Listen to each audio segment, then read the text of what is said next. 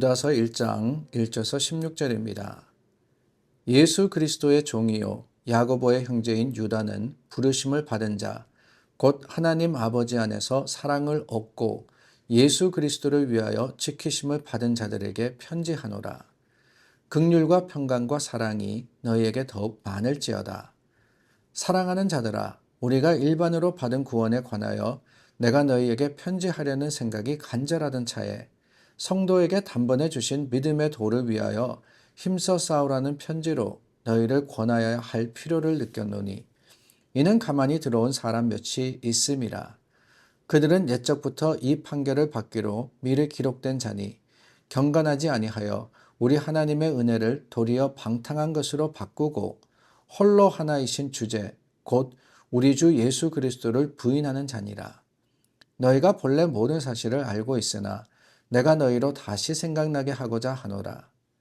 주께서 백성을 애굽에서 구원하여 내시고 후에 믿지 아니하는 자들을 멸하셨으며 또 자기 지위를 지키지 아니하고 자기 처소를 떠난 천사들을 큰 날의 심판까지 영원한 결박으로 흑암에 가두셨으며 소돔과 고모라와 그 이웃 도시들도 그들과 같은 행동으로 음란하며 다른 육체를 따라가다가 영원한 불의 형벌을 받음으로 거울이 되었느니라. 그러한데 꿈꾸는 이 사람들도 그와 같이 육체를 더럽히며 권위를 업신여기며 영광을 비방하는도다. 천사장 미가엘이 모세의 시체에 관하여 마귀와 다투어 변론할 때에 감히 비방하는 판결을 내리지 못하고 다만 말하되 주께서 너를 꾸짖으시기를 원하노라 하였거늘 이 사람들은 무엇이든지 그 알지 못하는 것을 비방하는도다. 또 그들은 이성 없는 짐승같이 본능으로 아는 그것으로 멸망하느니라. 화 있을진저 이 사람들이여 가인의 길에 행하였으며 삭슬 위하여 발람의 어그러진 길로 몰려갔으며 고라의 패역을 따라 멸망을 받았도다.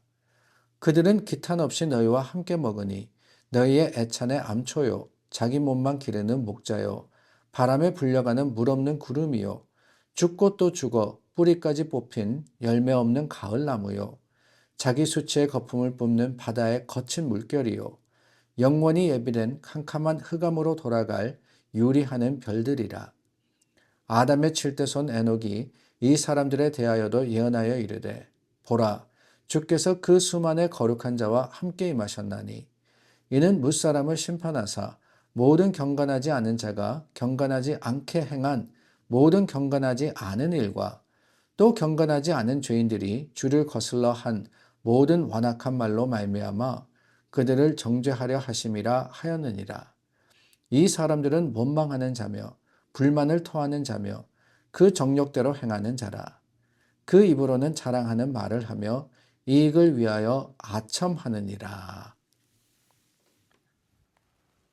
오늘과 내일 저희가 유다서를 나눕니다. 요한계시록 바로 전에 있는 그 책입니다. 유다서 1장 두 번에 나누어서 나누게 되는데 사실 한 장만 있는 책들이 좀 있습니다. 성경에 보면은 1장밖에 없는 책, 요한 3서도 그렇고요. 유다서도 그런데 그럴 때 우리는 그냥 유다서 몇 절부터 몇 절까지 이렇게 표현해도 되고 그 한 장을 1장이라고 표현해서 1장 1절부터 16절까지 이렇게 이야기해도 됩니다. 간단하게 여러분들과 성경의 지식에 대해서 나누고요. 또 하나 더 나누고 싶은 것은 유다라고 했는데 유다서는 예수님의 육신의 동생이었던 유다가 적은 책입니다. 예수님께서 요셉과 마리아의 그 아들로서 나셨죠. 성령에 잉태되어서 마리아가 예수님을 낳았는데 그 이후에도 요셉과 마리아 사이에는 자녀들이 낳습니다.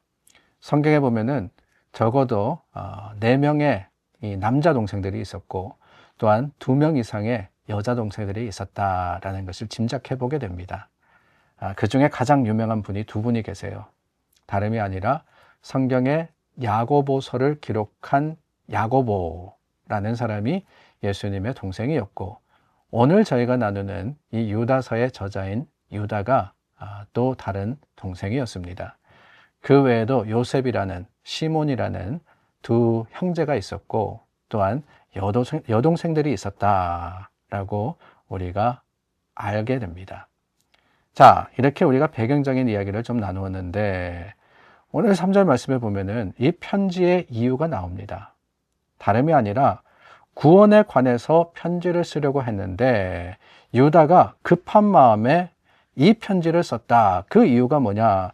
성도에게 단번에 주신 믿음의 도를 위해서 힘써 싸워라 라고 권면하면서 교회에 들어온 거짓 선지자들, 즉 이단 사상에 대해서 경고하기 위해서 이 편지를 쓴다라고 했습니다.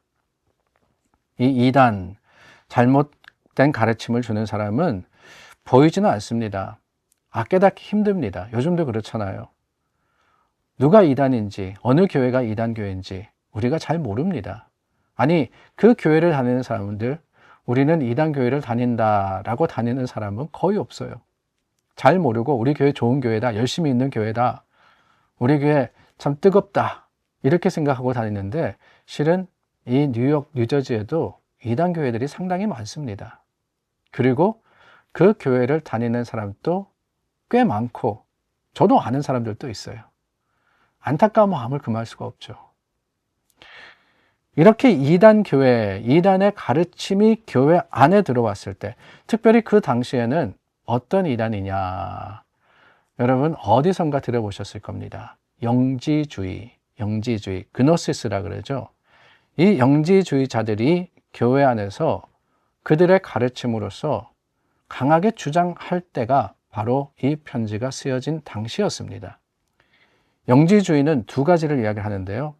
이들은 이 물질과 그리고 영혼을 갈라서 생각합니다. 그래서 영은 참된 것이고 육은 악한 것이라면서 육신적인 삶을 부정하고 죄악시하는 금욕주의가 하나가 있었고요. 또 똑같은 면인데 뒤집어서 생각하면은 하나님의 은혜로 구원받은 영혼은 육신적으로 무슨 짓을 해도 상관이 없다라고 생각해서 쾌락주의에 빠지는, 내가 육신으로는 뭔가를 해도 아무거나 해도 상관없다라는 그런 가르침을 주는 이단이 있었다라고 하는 거예요. 이런 이단 사상이 어디 그때뿐이었겠습니까? 지금도 어떻게 보면은 우리가 살아가는, 아니 더 나아가서는 신앙인들이 사는 삶의 모습이 이단주의적인 성향을 보일 때가 너무나 많지 않느냐, 그런 생각이 들 때가 있어요. 가만히 들어온 사람들, 구체적인 어떤 누구만이 아니라 내가 잘못 판단하고 잘못 생각하는 그 모든 것들, 이것이 주는 피해는 상당히 큽니다. 먼저는 받은 은혜를 바르게 사용하지 못하도록 하는 거예요. 아니, 이단을 가르치는 사람들, 이 사람은 예수님에 대해서 부정하는 사람들이냐? 그렇지 않아요. 그렇다면 무신론자지 이단주의자가 아닙니다. 나름대로는 은혜 받았다고 자랑하고 나름대로는 예수님을 전한다고, 그것도 열심히 전한다고 하는 사람들이었어요. 요즘 또 이단에 빠져 있는 사람들 보면은요, 우리보다 훨씬 더 신앙적인 뜨거움이 있는 사람들입니다. 그런데 여러분, 문제가 뭐냐? 하나님의 영광을 위해서 우리에게 주신 믿음인데, 이들은 그 믿음을 가지고 자신의 만족을 위해서 내가 이렇게 하면은 하나님께 그 구원과 또 하나님의 주시는 영생의 약속을 받아 누리겠지, 하나님 주시는 상급을 내 수고와 내 노력으로 이룰 수 있다, 그렇게 열심히 하는 이유가 뭐냐? 그거더라는 거예요. 내 것으로 알고 잘못 사용하면은, 내가 더 잘한다고 생각하고 자랑하게 되면은 결국에는 어그러진 길을 가게 되는 겁니다. 오히려 주의 영광을 가리고 마는 거예요. 그뿐이 아닙니다. 이런 자들은 어떠한 자들이냐? 자신의 위치를 지키지 않는 자들입니다. 6절 말씀이죠. 자신의 위치. 타락한 천사가 왜 그랬습니까? 타락 천사는 여러분, 하나님께서 정해주신 그들의 자리를 벗어났기 때문에 그런 거예요. 하나님께서 위치를 정해주셨는데 그것을 지키지 않고 벗어날 때, 그래서 문제를 일으키는 대부분의 사람들을 보면은 하나님의 주신 은혜가 있음에도 불구하고 오히려 교만해져서 자기가 있어야 할 것을 알지 못하는 사람들이 대부분입니다. 그런 사람들은 교회의 지위를, 교회의 권위를 업신여깁니다. 교회의 책벌을 업신여기고 받아들이지 않습니다. 자기 자랑만 늘어놓죠.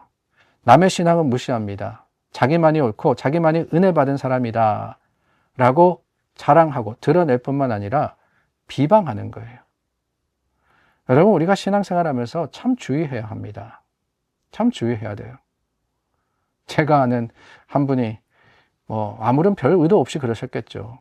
그런데 자랑을 하시는 거예요. 자기는 여태까지 오면서 머리가 쉬지 않았다. 여러분, 이렇게 화면 보시면 제 머리가 지금 하얀데 머리가 쉬지 않았다. 그 이유가 뭐냐? 머리에 흰머리가 한 개, 두 개 날 때 하나님께 기도했더니만 하나님께서 내 머리를 쉬지 않게 하셨다라고 간증하시는 거예요. 어떻게 보면 자랑이죠, 자랑. 그런데 문제는 뭐냐? 저도 그 자리에 있었고, 저보다 더 머리가 하얘신 분도 그 자리에 있었고, 머리가 빠지신 분도 계셨고, 그분들이 이분의 간증을 들으면서 어떤 생각을 하게 되었을까? 하나님께서 주신 은혜일 수 있습니다. 근데 하나님이 머리 휘지 않게 하셨다라는 그 은혜, 그게 그렇게 자랑할 일인가라는 생각이 들었는데, 우리가 받은 은혜가 있다라고 할지라도 그것을 바르게 전하지 못하면 결국에 잘못된 길로 갈 수밖에 없는 거예요. 내가 하는 간증과 내가 하는 고백은 다른 사람에게 하나님을 인정하고 하나님의 선하심을 자랑하도록, 나와 함께 기뻐하며 찬송하도록 해야 하는 것이지, 그 마음에 이 자격지심이 들고 그 마음에 잘못된 마음을, 생각을 가지게 한다 그러면은 그것은 옳지 않은 일이 아니겠습니까? 자랑해도 예수 안에서 자랑하는 거예요. 하나님께서 하신 일을 고백해도 지혜롭게 해야 하는 것, 그것이 우리에게 주신 사명이자 책임입니다. 오늘 유다가 교회를 향해서 쓴 편지, 믿음의 도를 위해서 싸우라 그랬어요. 바른 믿음을 위해서 섬기고 애쓰고 수고하는 저와 여러분들이 되어서 하나님이 주시는 그 말씀에 옳은 길을 쫓아가기를 주님의 이름으로 축원합니다. 기도하겠습니다. 참 좋으신 하나님, 우리의 마음과 생각해 주신 복음이 올바르게 보여지고 드러나고 전해지게 하여 주시옵소서. 예수님의 이름으로 기도드립니다. 아멘. 말씀과 성령으로서 오늘을 시작합니다. 하나님 안에서 승리하시는 여러분들 되시기를 주님의 이름으로 축원합니다.